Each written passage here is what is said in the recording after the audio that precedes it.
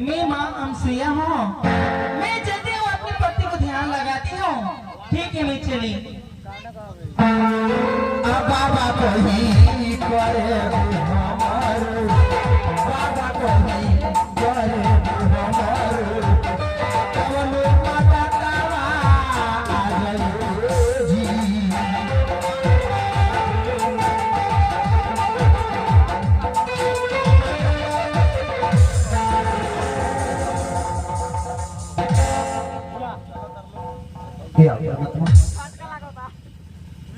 मैं तो ये समझ कर आई थी ये कोई बाबा का मठ होगा, पर ये बाबा का मठ नहीं, ये तो मान सुइया का आश्रम है। माँ ध्यान लगाकर बैठी है। अच्छा, मैं चलकर माँ का पैर दबाऊंगी, जब माँ का ध्यान टूटेगा तो कुछ बातें करूंगी। अच्छा, तो मैं चली माँ के पास।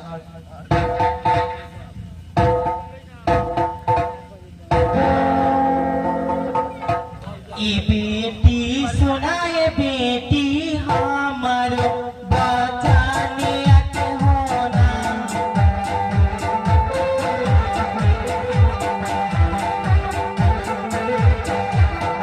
ये बेटी सुना, ये बेटी हमारो बचाने आके होना।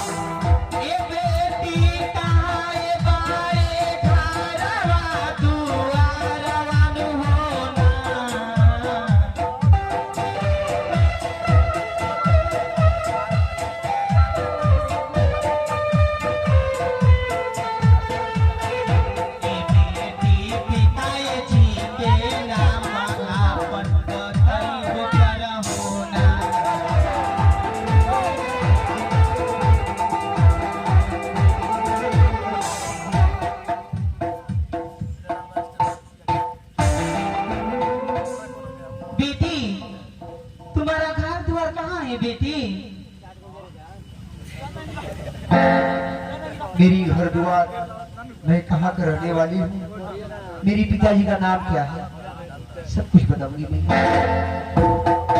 अरे सुनी सुनी आए माता हमरे बचनिया,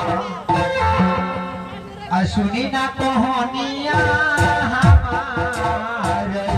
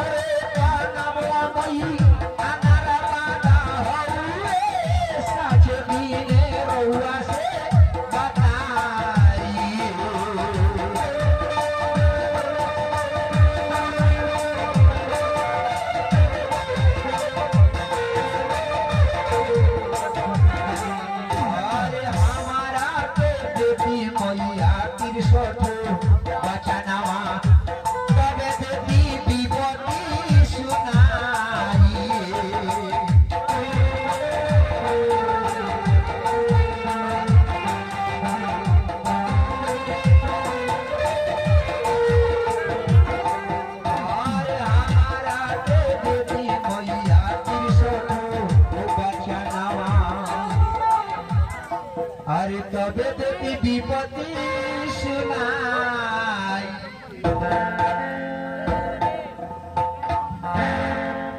बेटी मैं तुमको 63 वचन दी हूँ बेटी, अपना दुख हरी सुनाओ बेटी उसे।